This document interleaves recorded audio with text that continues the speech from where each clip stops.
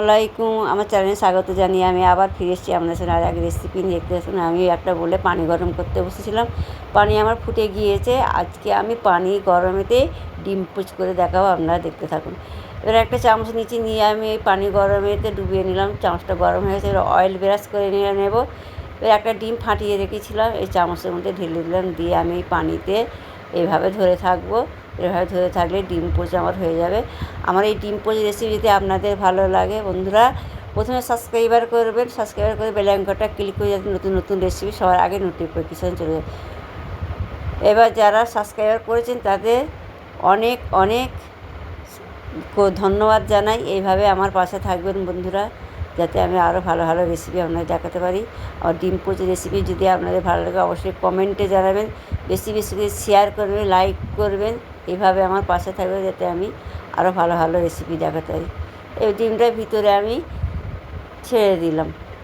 Facebook থেকে যে বন্ধুরা দেখতে পেজটা ফলো দিয়ে দেবেন। আমার এই ডিম পোচের রেসিপি যদি ভালো লাগে আপনাদের অবশ্যই কমেন্টে জানাবেন, বেশি বেশি করে শেয়ার করবেন, লাইক করবেন। লাইক করতে ভুলবেন না, ভালো লাগলে অবশ্যই লাইক করবেন। আর আমার ডিম পোচ রেসিপি যদি ভালো লাগে প্রথমে আসলে ফলো দিয়ে দেবেন, ফলো দিয়ে এইভাবে আর পাশে থাকবেন বন্ধুরা। আমার একটা ডিম পোচ হয়ে গেলো, ওই উঠিয়ে নিল। এবার আপনারা বেশি বেশি করে শেয়ার করবেন, আবার দিয়ে দেন। ওই একইভাবে করে আমি ডিমটাকে এটাকে ওইভাবে পোচ করে নেব।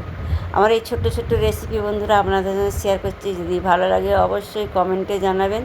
এইভাবে আপনার পাশে থাকবেন, আমি আপনাদের পাশে থাকবো বন্ধুরা। এইভাবে থাকবে বন্ধুরা। তেল ছাড়াই আজকে ডিম পোচের রেসিপি আপনার সঙ্গে দেখাচ্ছি। এমনি অনেকবার ডিম পোচ দেখেছি, আজকে আমি ফুটন্ত পানিতে এই ডিম পোচ করে দেখাবো। এবার দেখতে থাকুন।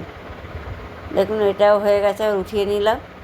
এবার আপনাদের আমি পরিবেশন করে দেখাচ্ছি। দেখুন বন্ধুরা, এবার আমি কেটে দেখাবো কতটা সুন্দর হয়েছে। ভিতরটা দেখবেন কতটা সুন্দর হয়েছে। এইভাবে বানাবেন, বানিয়ে দাদাদের দেবেন। দাদারা তো খেয়ে খুব প্রশংসা করবে। কোনো মেহমান যদি বাড়িতে এসে যায় ঝটপট এইভাবে বানিয়ে দেবেন, খেয়ে প্রশংসা করবে। তেল যারা খায় না বন্ধুরা, এটা একদম তেল ছাড়া, কোনো প্রবলেম হবে না। এবার ওপর দিয়ে আমি গোলমরিচ গুঁড়ো দিয়ে দিচ্ছি, গোলমরিচ গুঁড়ো দিয়ে দিলাম। দিয়ে একটা আমি আপনাদের কেটে দেখালাম, একটা গোটায় রেখেছি। এর ওপর দিয়ে আমি একটু কাশ্মীরি রেড চিলি পাউডার ছড়িয়ে দিচ্ছি। যেহেতু গোলমরিচ দিয়েছি সেই জন্য আর লঙ্কা গুঁড়ো দিল না, কাশ্মীরি রেড চিলি পাউডার দিয়ে দিলাম জাস্ট দেখতে ভালো লাগার জন্য। এবার ওপর দিয়ে লবণ দিয়ে দিলাম। হ্যাঁ, দেখতে সুন্দর লাগবে সেই জন্যই দিলাম। বন্ধুরা দেখুন বন্ধুরা কতটা সুন্দর হয়েছে, কতটা ইয়ামি লাগছে না। খেতেও তো অসাধারণ হয়। এইভাবে একবার হলেও ট্রাই করবেন, তেল ছাড়া বন্ধুরা।